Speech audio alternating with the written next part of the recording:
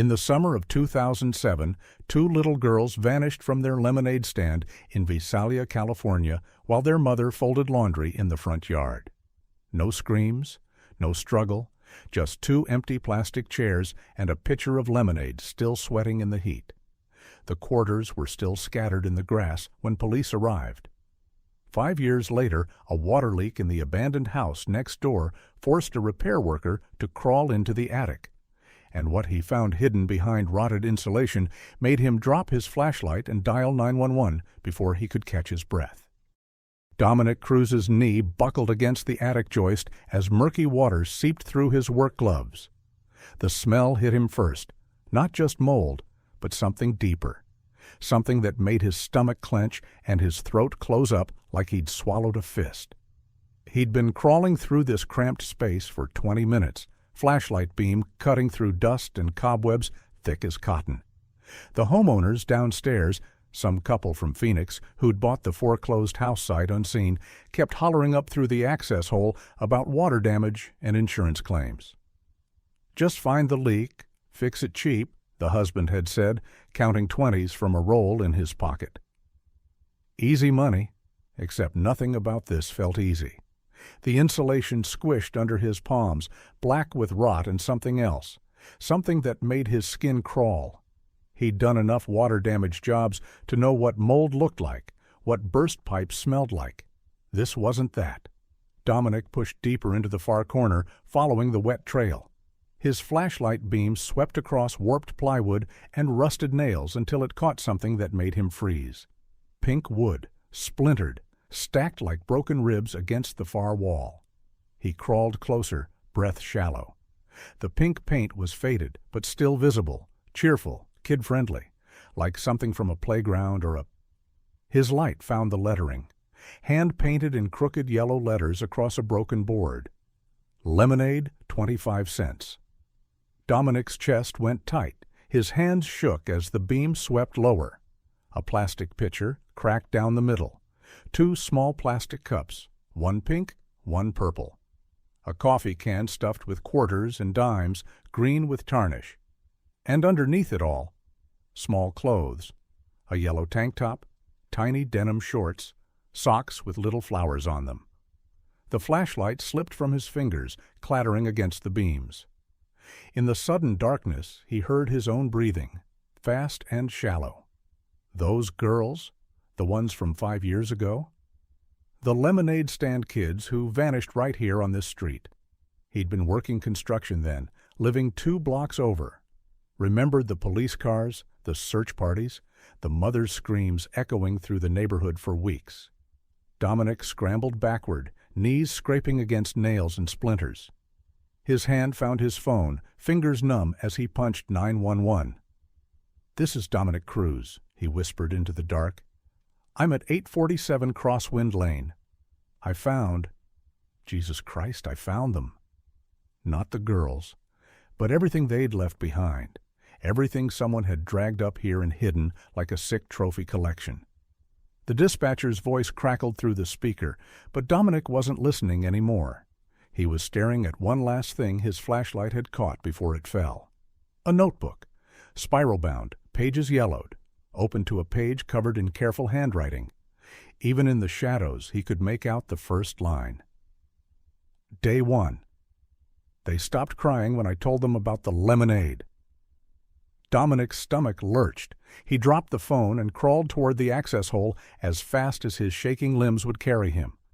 Behind him, in the dark, the notebook lay open, like a confession waiting to be read. Cole Harwick was replacing the brake pads on his pickup when his phone buzzed against the concrete garage floor. He ignored it. 3rd time this morning, someone had called about urgent business or time-sensitive opportunities. Telemarketers didn't understand that some men just wanted to work with their hands and forget the world existed. The phone buzzed again, then again. Cole wiped grease from his knuckles with a rag that had seen better decades. 5 years of this. 5 years of people calling with tips about his daughters, sightings that led nowhere, psychics who promised closure for 3 easy payments. He'd stopped answering unknown numbers after the first year, but this one kept ringing. "Cole Harwick," he grunted into the speaker. "Mr. Harwick, this is Detective Ashley Vance with Visalia PD. I need you to come down to the station. We've found some things."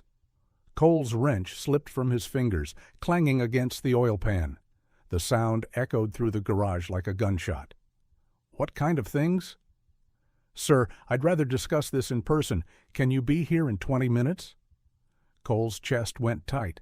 5 years of dead ends and false hopes had taught him not to expect miracles.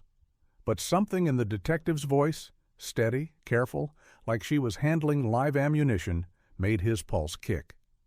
"I'll be there in 10. The police station smelled like burnt coffee and industrial disinfectant. Same smell from 5 years ago when he'd spent 3 days straight in these halls, demanding answers nobody had. Detective Vance met him at the front desk. Mid-30s, sharp eyes, the kind of cop who looked like she'd seen enough bullshit to spot it from space. "Mr. Harwick, thank you for coming in." She led him down a hallway he remembered too well, past the same faded bulletin boards and flickering fluorescent lights. But instead of the interview room, where he'd given his statement 100 times, she stopped at an evidence room.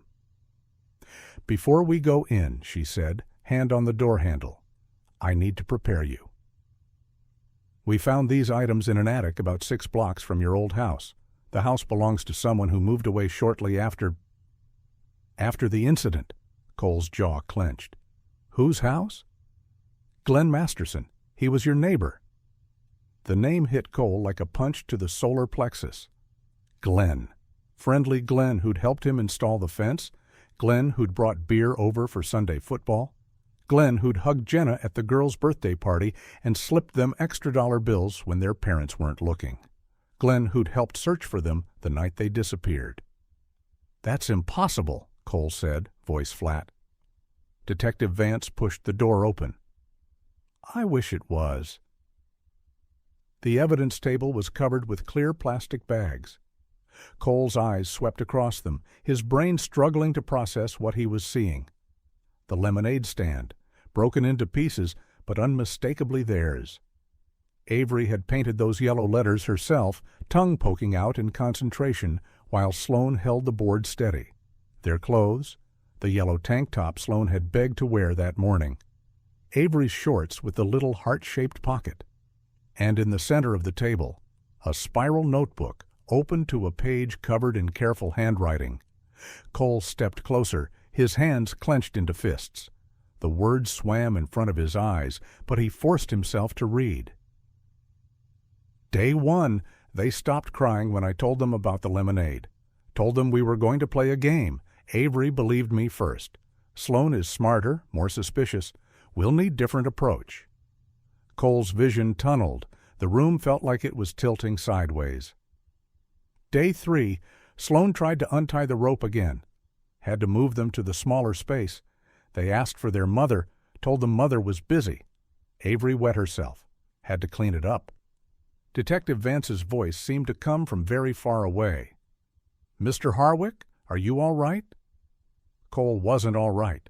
Cole was reading about his daughter's final days, written in the careful handwriting of a man he'd trusted, a man he'd invited into his home, a man he'd let babysit his girls. "Where is he?" Cole's voice came out as a growl. "That's what we're trying to determine. Glenn Masterson sold his house 3 weeks after your daughters disappeared, moved out of state. We're tracking his current location now." Cole turned to face her, and Detective Vance took an unconscious step backward.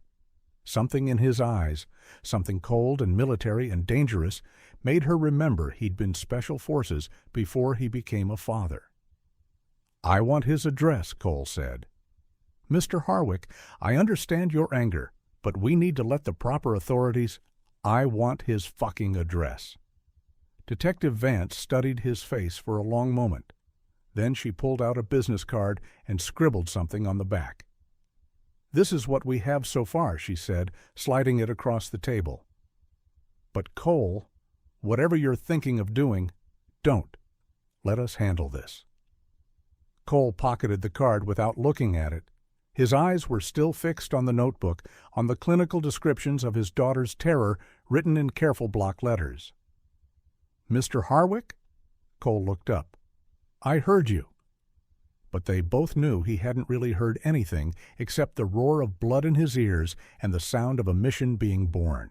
Cole sat in his truck outside the police station for 23 minutes, staring at the business card. The address was written in Detective Vance's careful handwriting. G. Mills, 1247 Pine Ridge Road, Beckley, W.V. West Virginia.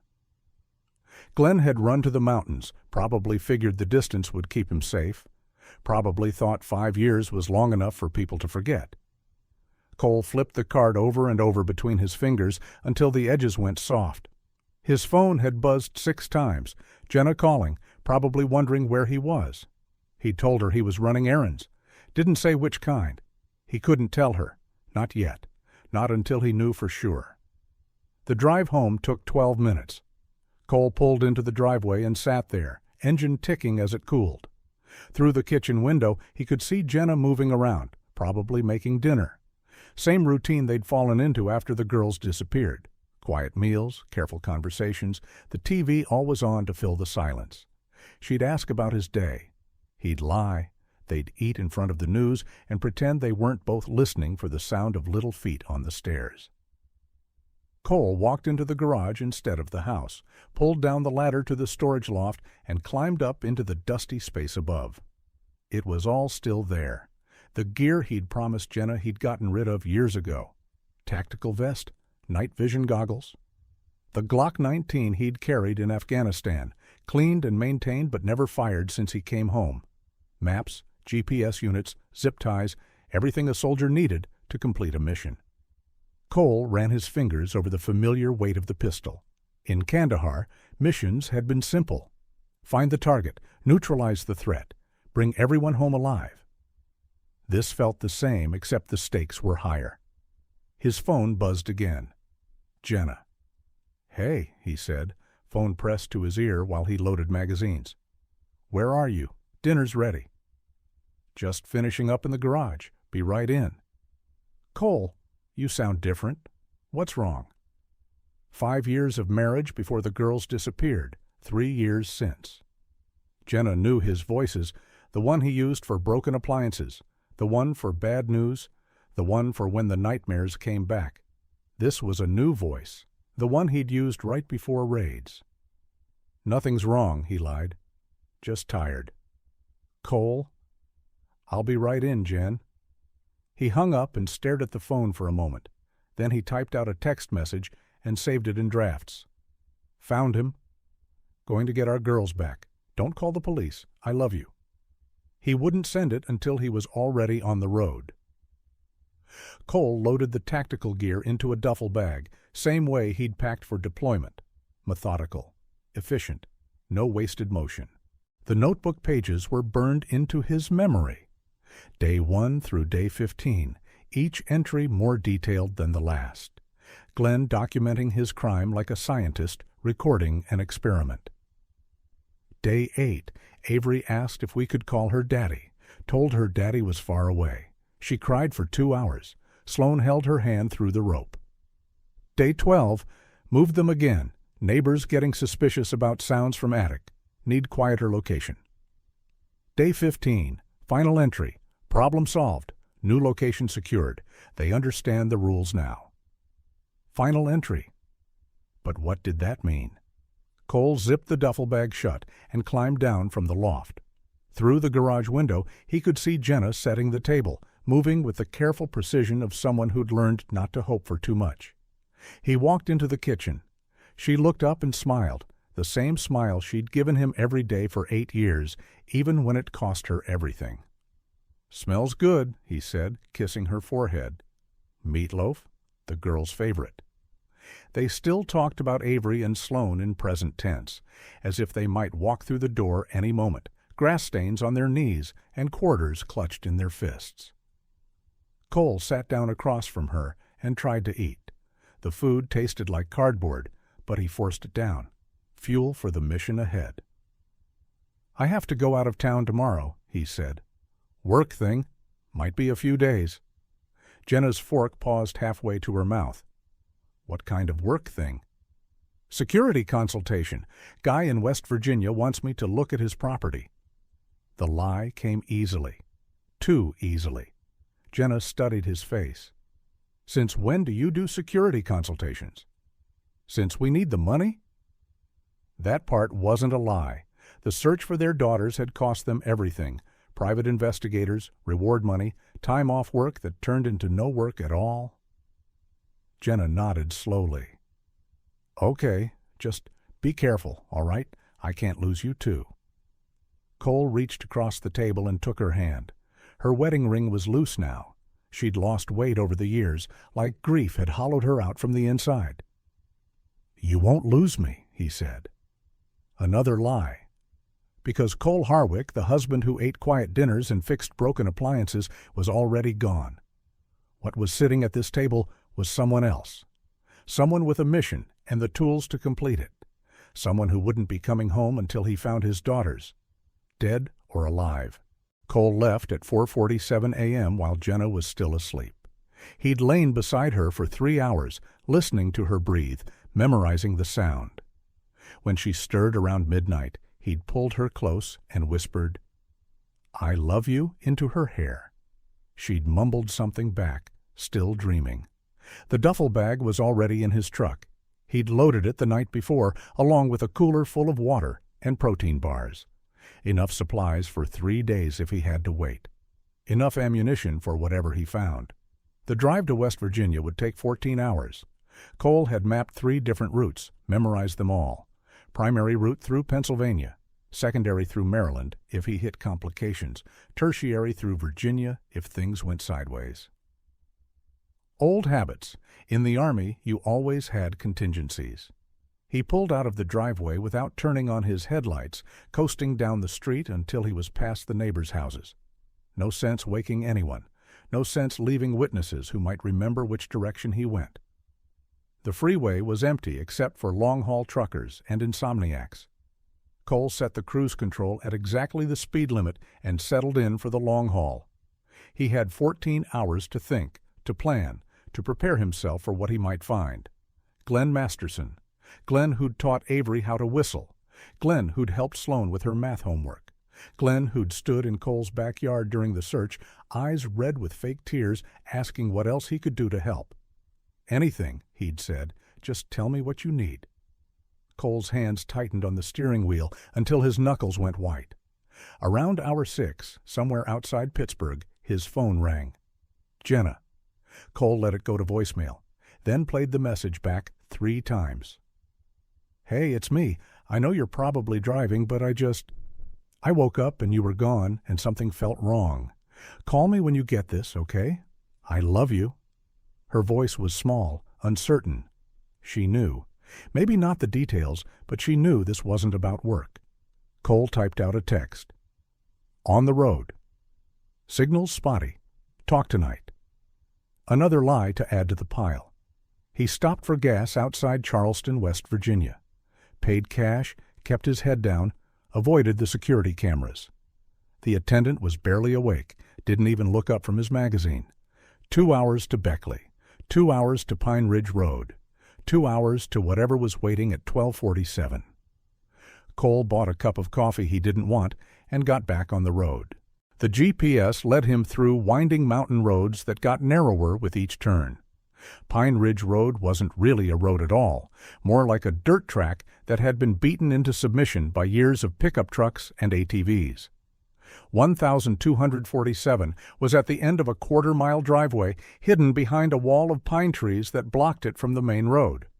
Cole parked a half-mile back and approached on foot, moving through the trees with the silent precision he'd learned in Kandahar. The house was small, single-story, probably built in the 70s and left to rot ever since. Paint peeling off the siding like dead skin. Windows covered with aluminum foil from the inside. But there was a car in the driveway, a blue Honda Civic with Pennsylvania plates. Glenn was home. Cole circled the property, noting exits and entry points. Front door, back door. 2 windows on each side, all covered. A small shed out back that looked like it hadn't been opened in years. No signs of life except for the car and a thin column of smoke rising from the chimney. Cole settled into position behind a fallen log about 50 yards from the house. perfect line of sight to the front door and driveway. He pulled out his binoculars and began to watch. 3:42. No movement. 4:15. Curtain twitched in the front window. Someone was home, but staying hidden. 4:33. Front door opened. A man stepped out, thinner than Cole remembered, hair gone gray, but unmistakably Glenn Masterson. Glenn walked to the mailbox, collected a handful of envelopes, and hurried back inside. The whole trip took less than 30 seconds, but it was enough. Cole had found his target. Now he had to decide what to do with him. In Afghanistan, the answer would have been simple. Neutralize the threat, secure the area, call for extraction. But this wasn't Afghanistan. This was personal. And somewhere in that house might be information about what really happened to his daughters. Cole checked his watch. 4:45 p.m. He'd wait until dark, then move closer. See if he could hear anything, see anything through the covered windows. If Glenn had hurt his girls, Cole would make him pay. If Glenn knew where they were, Cole would make him talk. And if Glenn had disposed of evidence, Cole would find it. But as he watched the house settle into evening shadows, Cole found himself thinking about the notebook. Day 15. Final entry. Problem solved. What kind of problem required solving? And what kind of solution left Glenn running to the mountains with aluminum foil over his windows? Cole settled deeper into position and waited for darkness to give him his answers. Darkness came slowly to the mountains, shadows creeping through the pine trees like spilled ink. Cole had been motionless for 3 hours, watching the house through his binoculars. Military training kicked in. Ignore the mosquitoes, ignore the cramp in his left leg, ignore everything except the target. Glenn had appeared twice more.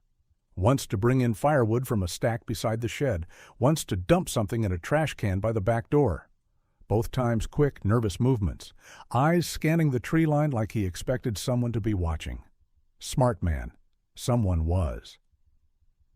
At 8:17 p.m., lights came on inside the house, warm yellow glow seeping around the edges of the aluminum foil. Cole could see Glenn's silhouette moving from room to room, but couldn't make out details. Cole waited another hour, then began to move. He'd done this before. Night reconnaissance in hostile territory. The trick was to become part of the landscape. Slow movements, weight distributed carefully, breathing controlled. The trees provided perfect cover. The back of the house had 2 windows and a door with a screen that hung crooked on its hinges. Cole pressed himself against the siding and listened. TV, some kind of game show, volume turned low, a refrigerator humming, the occasional creak of floorboards, and something else, a sound that made Cole's blood freeze in his veins. Thump, thump, thump, rhythmic, coming from below the house, like someone was knocking on wood or like someone was trying to get out. Cole closed his eyes and listened harder. The sound came in patterns. 3 quick thumps, pause, 3 more, pause. Not random. Deliberate. Someone was down there, someone alive. Cole's hand moved instinctively to the pistol tucked in his waistband. Every instinct screamed at him to kick down that door, to tear the house apart, until he found whoever was making that sound. But he forced himself to stay calm, to think like a soldier instead of a father. If someone was being held in that house, going in loud would be the worst possible move. Glenn might panic, might hurt whoever was down there, might run. Cole needed information first. He crept along the back wall until he reached the corner window. The aluminum foil had pulled away slightly at the bottom, leaving a gap about an inch wide. Cole pressed his eye to the opening. The room was a kitchen. Small, cluttered, dishes piled in the sink. Glenn sat at a wooden table, eating something from a can. Beans, maybe, or soup. And beside his plate was a small stack of photographs. Cole adjusted his angle, trying to see the pictures. Glenn picked one up, studied it for a moment, then set it back down. Even from his limited view, Cole could see the photo showed a young girl. Blonde hair, bright smile. Glenn picked up another photo. This one showed 2 girls together, one blonde, one brunette, arms around each other's shoulders. Cole's chest went tight. He knew those faces. He'd looked at them every day for 5 years. Avery and Sloan. Glenn was sitting in his kitchen, eating dinner, and looking at pictures of Cole's missing daughters like they were old vacation photos. The thumping sound came again from below. 3 quick knocks. Pause. 3 more. Glenn's head tilted toward the floor. He listened for a moment, then picked up a wooden spoon and rapped it 3 times against the table leg. The sound from below stopped. Then came 3 more knocks, but different this time. Weaker, like whoever was down there was getting tired. Glenn smiled, a small, satisfied expression that made Cole want to put a bullet through the window right then and there. Instead, Cole pulled back from the gap and continued his reconnaissance.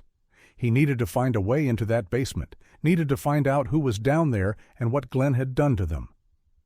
The crawl space entrance was on the north side of the house, hidden behind a rusted metal grate. Cole tested it carefully. Old hinges, but they moved without noise.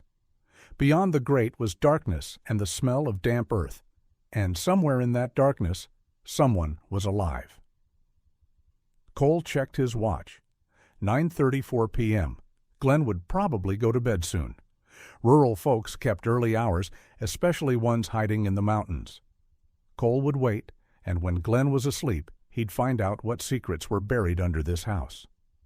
The thumping came again, fainter now. 3 knocks, barely audible. Cole closed his eyes and counted to 10, forcing down the rage that threatened to overwhelm his tactical thinking. Whoever was down there had been knocking for God knows how long. They could wait a little longer, but not much longer. Cole lay flat on his belly in the crawl space, breathing through his mouth to avoid the stench. It was worse than any battlefield he'd encountered. The smell of human waste, stale fear, and something else. Something sweet and rotten that made his stomach clench. He'd waited until 11:43 p.m. to make his move. The house had gone dark at 11:15, and he'd given Glenn another half hour to fall asleep. Now he was underneath the floorboards, following the beam of his red-filtered flashlight through a maze of support posts and ductwork. The crawl space was maybe 3 feet high, forcing him to commando crawl across dirt that felt damp and soft in places he didn't want to think about. Overhead, Glenn's footsteps had stopped moving 20 minutes ago. Cole followed the sound. The knocking was getting weaker, but more desperate. 3 quick knocks, pause, 3 more. Like someone trying to get attention, trying to signal that they were still alive down there. Cole moved faster, ignoring the scrape of rough wood against his back. The sound was coming from the far corner of the house, underneath what looked like a reinforced section of flooring. His flashlight beam found it, a crude wooden box built between the floor joists. Maybe 6 feet long, 4 feet wide. Just big enough for someone to lie down if they curled up tight. There was a padlock on a metal hasp. New hardware. Glenn had built this recently. The knocking stopped. In the sudden silence, Cole could hear breathing. Fast, shallow, terrified. "Hey," Cole whispered, barely audible. "Can you hear me?" The breathing stopped entirely. Cole tried again, softer. "I'm here to help. Are you hurt?" A small voice came through the wood. Female. Young. So quiet he almost missed it. "Please don't hurt us anymore." Cole's blood turned to ice water. "How many of you are there?" Silence. Then, so faint he had to press his ear to the wood. 2. Cole closed his eyes and fought to keep his voice steady. "What are your names?" The pause stretched so long he thought she wasn't going to answer. Then, "I'm not supposed to say. He gets angry when we say, 'It's okay, I'm not him. I'm here to get you out.'" Another pause. Then, in a voice that sounded like it hadn't been used in years, "Avery. My name is Avery." The world tilted sideways. Cole pressed his forehead against the wood, his whole body shaking. "Avery Harwick?" A gasp from inside the box. Then, "How do you know my name?" Are you my daddy?" Cole bit down on his fist to keep from making noise. When he could trust his voice again, "Yeah, baby." "It's Daddy. I found you." The sound that came from inside the box was part sob, part prayer. Then another voice, older, more cautious. "Avery, don't!" It might be a trick. He does tricks. Sloane, his older daughter, still protecting her little sister after 5 years in hell. "Sloane, it's me," Cole whispered. "It's really me. I'm going to get you out of there." "Prove it," Sloane said. Her voice was harder now, suspicious. 5 years had taught her not to trust. Cole thought fast. "When you were 4, you broke Mom's favorite vase trying to catch a butterfly that got in the house. You told me it was the cat's fault." Silence. Then, "We don't have a cat." "No," Cole whispered. "We don't. But you were 4 and you thought I might believe you anyway." A sob from inside the box. Then Sloane's voice cracking. "Daddy?" "I'm here, sweetheart. Both of you. I'm here." Cole examined the lock with his flashlight. Heavy duty, but standard. He could pick it, but that would take time. He could shoot it, but the noise would wake Glenn. Or he could cut through the wood itself. Cole pulled a folding knife from his pocket and began to work on the corner of the box where the wood looked softest. The blade bit into the grain, peeling away thin shavings. "What's that sound?" Avery whispered. "I'm cutting you out. It's going to take a few minutes. Just stay quiet, okay?" He worked in silence, every scrape of the blade seeming loud as gunshots in the confined space. Above them, the house creaked and settled. Glenn's snoring drifted down through the floorboards.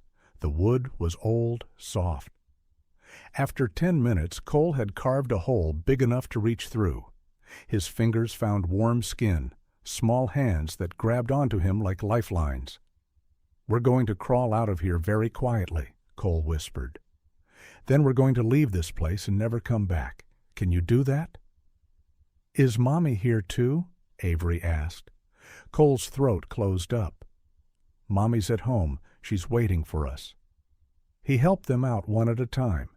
Avery first. She was so thin he could lift her with one arm. Then Sloane, who moved like an old woman despite being only 13. In the red glow of his flashlight, they looked like ghosts, pale, skeletal, dressed in clothes that hung off their frames like burial shrouds. But they were alive. They were breathing. They were his. "Can you crawl?" Cole asked. Both girls nodded. "Stay right behind me. Don't make any noise. We're going home." Cole led them toward the crawl space entrance, moving as quietly as he could. Behind him, his daughters followed like shadows, 5 years of captivity having taught them how to move without sound. They were almost to the grate when the floorboards above them creaked. Footsteps. Glenn was awake. Cole froze, listening to Glenn's footsteps move across the kitchen floor directly above them. The girls pressed against him in the darkness, their breathing barely audible. 5 years of hiding had taught them how to disappear when danger came near. The footsteps paused. Cole could picture Glenn standing there, head tilted, listening for whatever had woken him. Maybe he'd heard the wood creaking. Maybe he just had the paranoid instincts of a man with too many secrets. A cabinet door opened overhead, the sound of glass clinking.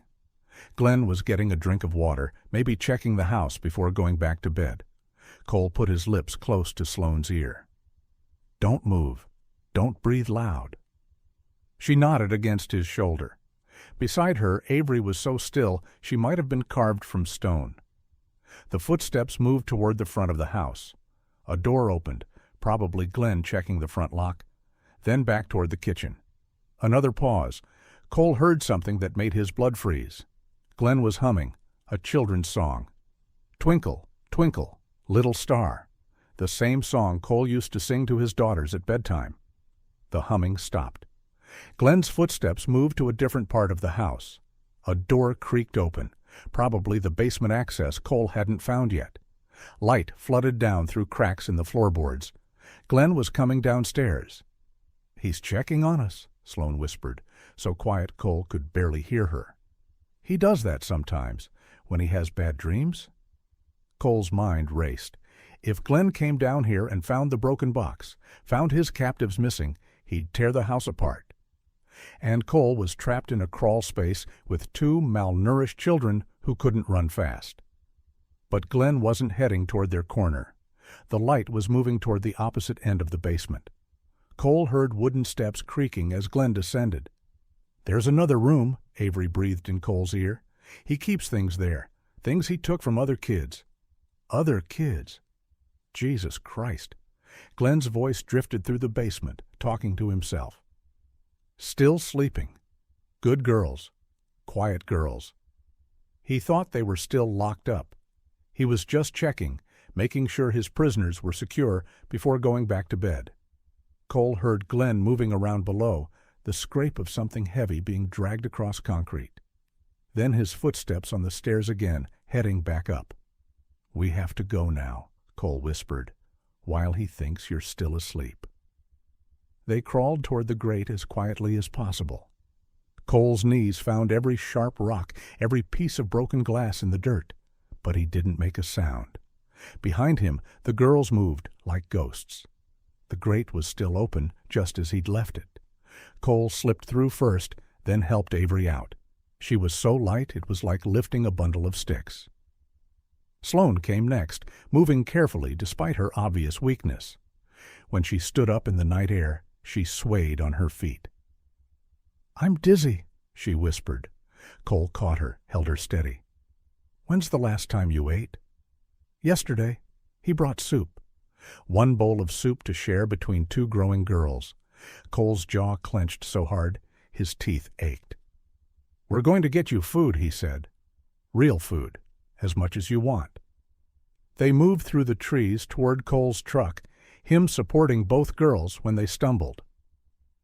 Every step took them further from the house, further from Glenn, further from the nightmare that had swallowed 5 years of their lives. But they weren't safe yet. Glenn would check on them again, probably in the morning. When he found them gone, he'd know someone had taken them. He'd run, or worse, he'd come hunting. Cole needed to end this tonight. "I want you two to wait in the truck," he said when they reached the vehicle. "Lock the doors. If anyone comes except me, you drive away." "Can you drive, Sloane?" She nodded. "He made me learn, said I might need to help him move things." Cole felt sick, but he pushed it down. "Good. Keys are in the ignition. You drive straight to the police station in town. Tell them who you are.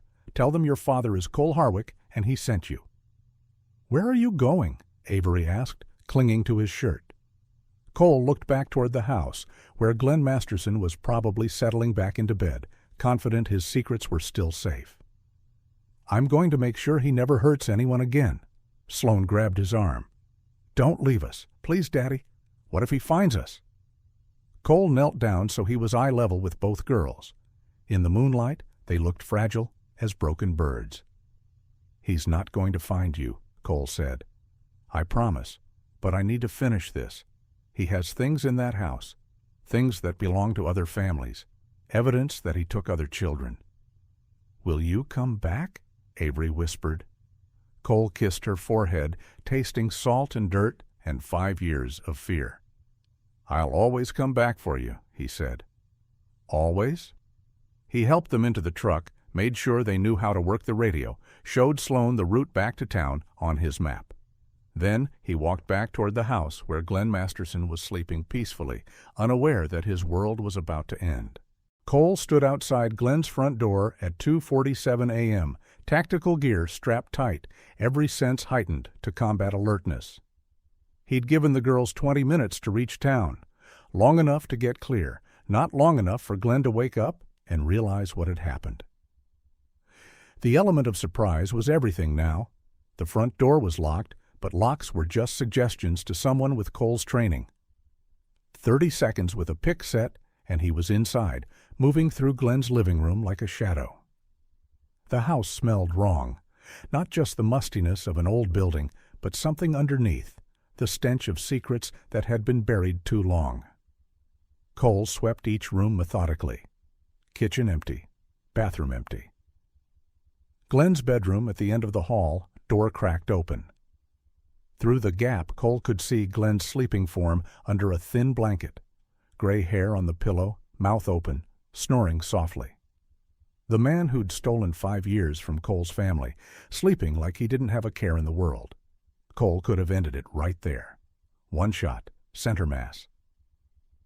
Glenn would never wake up, but Cole needed answers first. Needed to know if there were other children, other families still searching. He slipped into the bedroom, moving with the silent precision of a hunter. Glenn didn't stir when Cole pressed the barrel of his pistol against his temple. "Wake up." Glenn's eyes snapped open. For a moment, confusion clouded his features. Then recognition hit, and his face went pale as paper. "Cole, Jesus Christ, how did you—" "Shut up." Cole's voice was flat, controlled, military calm. "Sit up slowly, hands where I can see them." Glenn struggled to a sitting position, hands raised, eyes never leaving the gun. "Look, I can explain." "I said shut up." Cole stepped back, keeping the weapon trained on Glenn's chest.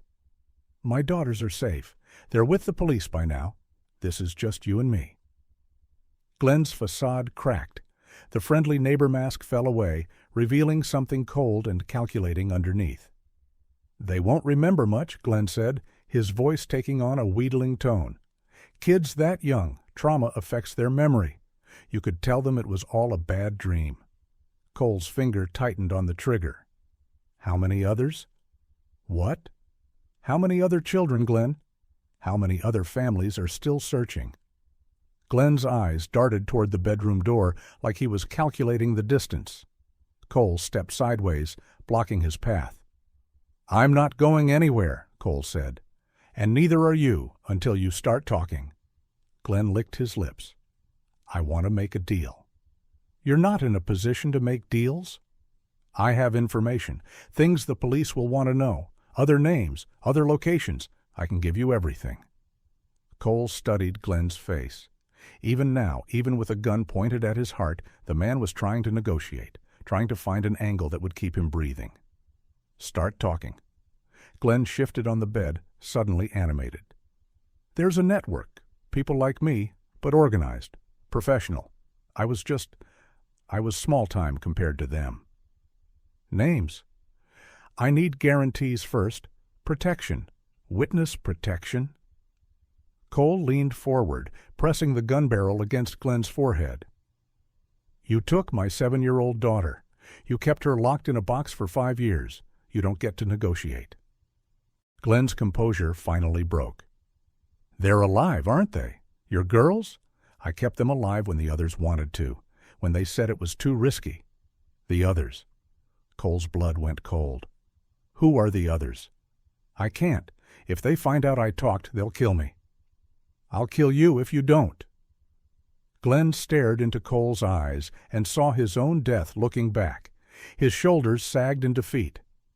"There's a man in Pennsylvania, goes by Marcus. He runs the whole operation, finds families, scouts locations, arranges acquisitions." Cole forced himself to stay calm. "What's his real name?" "I don't know. Nobody uses real names, but he has a place outside Pittsburgh. Warehouse district. That's where they process things." "Process things." "Like children were inventory." "How many kids are there, Glenn?" Glenn's voice dropped to a whisper. "Dozens, maybe more. They move them around, keep them in different locations. Your girls were supposed to be transferred last year, but I couldn't give them up." Cole felt sick. Glenn was talking about his daughters like they were pets he'd gotten attached to. "Where's the warehouse?" Glenn gave him an address, detailed directions, everything he knew about the operation. As he talked, Cole realized this was bigger than just one sick man stealing children. This was organized, professional, a business. And somewhere in Pennsylvania, dozens of children were still trapped in the darkness. "That's everything," Glenn said when he finished. "That's all I know." Cole lowered his weapon slightly. "One more question." Glenn looked hopeful, like maybe this nightmare was almost over. "Why my girls?" Glenn's face twisted into something that might have been a smile. "Because they trusted me. Because you invited me into your home. Because when opportunity knocked, I answered." Cole raised the gun. "Wait!" Glenn scrambled backward on the bed. "You said you needed information. I gave you everything." "I lied." The shot was muffled by the pillow Glenn had grabbed, trying to shield himself. It didn't help. Cole stood over the body for a moment, feeling nothing. No satisfaction, no regret. Just the cold clarity of a mission completed. He had information now. Names, locations, details about a network that was still operating. But first, he needed to get back to his daughters. They'd been alone long enough. Cole found his daughters in the Beckley police station, wrapped in oversized sweatshirts and clutching paper cups of hot chocolate, like lifelines. They looked smaller under the fluorescent lights, more fragile than they had in the darkness outside Glenn's house. Avery was curled in a plastic chair, knees drawn up to her chest. Sloane sat beside her, one protective arm around her sister's shoulders. A female officer was talking to them in soft tones, asking gentle questions they weren't ready to answer. When she saw Cole walk through the door, she stood up quickly. "Mr. Harwick?" Cole nodded, his eyes never leaving his daughters. They looked up at the sound of his name, and for a moment nobody moved. Then Avery launched herself from the chair and crashed into his legs, holding on like she might never let go. Sloane followed a second later, more cautious but just as desperate. Cole knelt down and pulled them both against his chest, breathing in the smell of their hair, feeling their heartbeats against his ribs. They were real. They were alive. They were his. "I told you I'd come back," he whispered. "Is he gone?" Avery asked, her voice muffled against his shoulder. Cole thought about Glenn's body cooling in a bedroom 40 miles away. "He's gone. He'll never hurt anyone again." Officer Martinez, the nameplate on her uniform read, cleared her throat. "Mr. Harwick, we need to talk. Your daughters have been through significant trauma. They need medical attention, psychological evaluation." "They need to go home," Cole said, standing up but keeping his hands on the girl's shoulders. "Sir, I understand, but there are procedures. Social services has been contacted, and—" "No." Cole's voice carried the weight of command, the tone that had sent soldiers into combat. "These are my daughters. They've been missing for 5 years, and now they're found. They're coming home with me." Officer Martinez looked uncomfortable. "Mr. Harwick, where is Glenn Masterson? We sent units to the address you provided, but—" "He won't be a problem anymore." The officer's eyes narrowed. "What does that mean exactly?" Cole met her stare without flinching. "It means my daughters are safe. That's all that matters." A detective emerged from an office down the hall. Older man, gray mustache, tired eyes that had seen too much. Detective Carson, according to his badge. "Mr. Harwick, I'm the one who called your wife. She's driving down from California. Should be here by morning." Cole's chest tightened. Jenna was coming. She'd have to see what 5 years had done to their daughters, see how thin they were, how they flinched at sudden movements. "Daddy?" Sloane's voice was small, uncertain. "Are we really going home?" Cole knelt down again, looking both girls in the eyes. "Yeah, sweetheart, we're really going home." "What about the other kids?" Avery asked. "The ones he talked about? The ones in the dark place?" Cole's jaw clenched. Glenn had mentioned the warehouse, the network, dozens of children still trapped. The mission wasn't over. It was just beginning. But that was a problem for tomorrow. Tonight, his daughters needed him. "We'll help them," Cole said. "But first, we take care of us." Detective Carson pulled Cole aside while the girls finished their hot chocolate. "Mr. Harwick, I need to ask you directly. Glenn Masterson is missing from his residence. There are signs of forced entry. We found blood." Cole didn't blink. "That's unfortunate." "Mr. Harwick." "Detective, my daughters were held captive for 5 years by a man I trusted. A man who kept them locked in a box under his house. A man who was part of a larger network that's still out there taking children from their families." Cole pulled out a folded piece of paper. The notes he'd taken while Glenn confessed. Names, addresses, details about the operation in Pennsylvania. "This is everything Glenn told me before he died. I suggest you pass it along to the FBI. There are a lot of families still waiting for their children to come home. Detective Carson took the paper, scanned it quickly. His face went pale. Jesus Christ, this is huge. It's bigger than Glenn. He was just one piece. The detective looked up. And you're sure he's dead? I'm sure he'll never hurt another child. Carson nodded slowly. I'll pretend we didn't have this conversation, at least for tonight. I appreciate that. Cole walked back to his daughters, who were watching him with eyes that had learned not to trust promises from adults. Are we in trouble? Sloan asked. Cole sat down beside them. No, baby, you're not in trouble. You're safe. And tomorrow, when Mom gets here, we're all going home together. Avery leaned against his side. Will it be the same? Our house? Cole thought about their empty bedrooms, preserved exactly as they'd left them. Thought about Jenna setting the table for 4 every night, even when only 2 people came to dinner. It'll be exactly the same, he said, like you never left. But even as he said it, Cole knew that wasn't true. Nothing would ever be the same again. His daughters had been changed by 5 years of captivity. He'd been changed by 5 years of searching, and by what he'd done to Glenn Masterson. And somewhere in Pennsylvania, a warehouse full of stolen children was waiting for someone to find them. The old Cole Harwick, the one who fixed appliances and ate quiet dinners, was gone forever. What remained was a father who would burn the world down to keep his family safe, and a soldier with a new mission. 6 months later, Cole stood in the kitchen of their Visalia home, watching Jenna make pancakes, while Avery and Sloan sat at the table, arguing over who got the last piece of bacon. It looked normal. It almost felt normal. But Cole knew better. Sloan still checked the locks on every door before bed. Avery refused to sleep without a light on. Jenna cried in the shower when she thought no one could hear. And Cole? Cole kept a go-bag in his truck and a secure phone in his jacket pocket. Because the mission wasn't over. The FBI task force had raided the Pennsylvania warehouse 3 weeks after Glenn's death. They'd found 17 children, some as young as 5, some who'd been missing for over a decade. The media called it the largest child trafficking bust in decades. But Cole knew it was just one facility.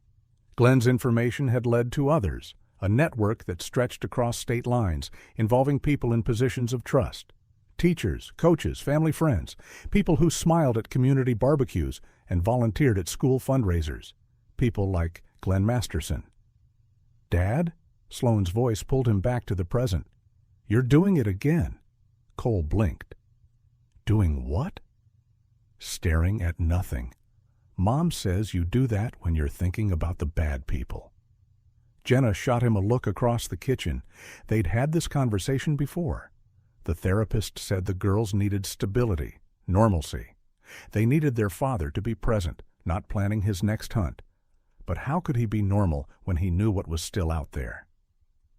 Sorry, sweetheart, Cole said, sitting down at the table. Just thinking about work? Avery giggled. You don't have work anymore. You quit, remember? She was right. Cole had walked away from his job at the security company, cashed out his retirement, liquidated everything they owned. Officially, they were living on savings while he figured things out. Unofficially, Cole was funded by anonymous donors, families whose children had been recovered because of the information Glenn provided. Families who understood that some work couldn't be done by official channels. His phone buzzed, text message from a number he didn't recognize. Possible lead in Oregon. Girl missing 3 days. Neighbor with prior contact.